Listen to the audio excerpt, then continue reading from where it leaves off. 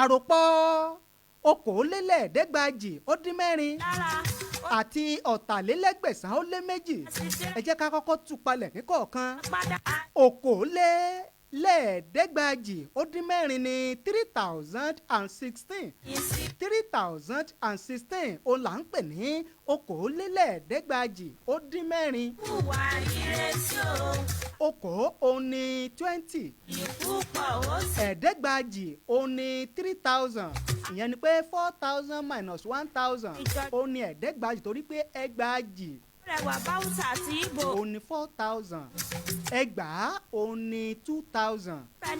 ìyẹn lábala ti bẹ̀ yẹn. mo ti sọ pé okòó òun ní 20. ogún ni Yorùbá ń pè ní okòó. àṣà ìsìnkú ń bẹ, àṣà ìkíni ń bẹ. tó bá kàn tí ẹ̀ dínú ètò míì máa sọ ìtumọ̀ okòó gan fún yín. bó ni Yorùbá ṣe rí okòó, bó náà ṣe ń pe ogún ní okòó, kí lọ́rọ̀ mọ́. màá mú wá fún yín ní ètò míì. ó lè kúra gíní tè lára, ẹ̀sìn tíra gíní tè lára, àgbàdà àṣà Yorùbá. àwa yọ mẹ́rin kúrò ní ogún tó fún wa ní 16 mẹ́rìndínlógún. àwa rò papọ̀ mọ́ ẹ̀ẹ́dẹ́gbàjì ló fi fún wa ní 3016 tá a pè ní okòólélẹ́ẹ̀ẹ́dẹ́gbàjì-ó-dín-mẹ́rin. bó wa la ṣe rí ọ̀tàlélẹ́gbẹ̀sán-ó-lé-méjì tí í ṣe 1862. ìjọjọ Yorùbá làṣà tó rẹwà báwùsà àti Ìgbò ó ti ní tiwọn. ọ̀tà ó ní ogún lọ́nà mẹ́ta 20 times 60. àṣà ìgbéyàwó ń bẹ. ẹgbẹ̀sán ó ní 200 times 9 igba lọ́nà mẹ́sàn-án tí í ṣe 1800. àwa ro 60 tí í ṣe ọ̀tà àrò mọ́ ẹgbẹ̀sán tí í ṣe 1800. ó wá fún wa ní 1860 ṣùgbọ́n 1860 862 là ń wá.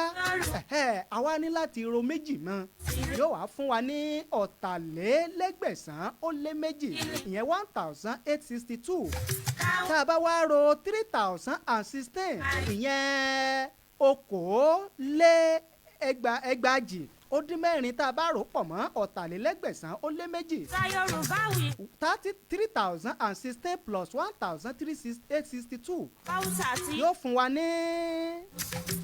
mo bẹ́ẹ̀ mọ̀ póríṣiríṣi àṣà níbẹ̀ nílẹ̀ ẹ̀ bàbá wa. 4878. 4878. bó wa la ṣe pé 4878 ní òǹkà Yorùbá. a sọ wípé ọ̀rìnlélẹ́gbẹ̀rìnlélógún ó dín méjì. ọ̀rìnlélẹ́gbẹ̀rìnlélógún ó dín méjì. ẹ jẹ́ kí n tú palẹ̀ fún yín. ọ̀rìn ó ní ogún mẹ́rin tí í ṣe 80.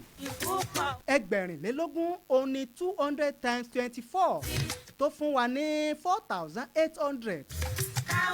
tá a bá wá ro ọ̀rìn ìyẹn 80 tá a bá rò pọ̀ mọ́ 4800 yóò fún wa ní 4880 ṣùgbọ́n 4872 là ń wá. a wá yọ èjì kúrò nínú 4872 náà kúrò nínú 4880 yóò wá fún wa ní 8872 tí Yorùbá ń pè ní ọ̀rìnlélẹ́gbẹ̀rìnlélógún ó dín méjì gẹ́gẹ́ bí ọgbọ́n ìṣirò tá a lò tá a fi rí 4878 pè ní ọ̀rìnlélẹ́gbẹ̀rìnlélógún ó dín méjì gẹ́gẹ́ bí òǹkà Yorùbá nìyẹn. ẹ bá wa pín ẹ bá ní ṣíà rẹ̀ kó lọ fà.